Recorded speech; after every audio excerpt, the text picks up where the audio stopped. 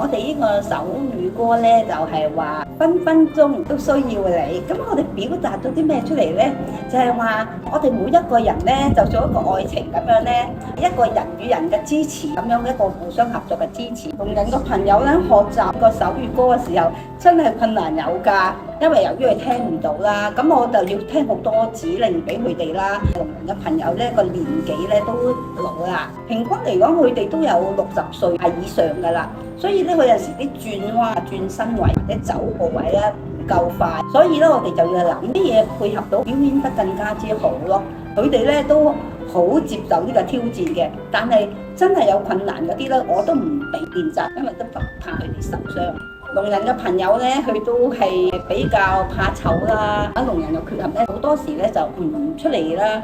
咁我哋咧要俾到佢哋嘅嗰個自信心，話翻俾佢聽，我哋依家個手語歌咧係開心嘅，唔係比賽表演。我哋要好輕鬆嘅、好自然、開心嘅呢一個手語歌咧，咁先成功咗啦。佢見到咧香港同埋國內互相合作，係啦，共融啊，大家交流係重要嘅。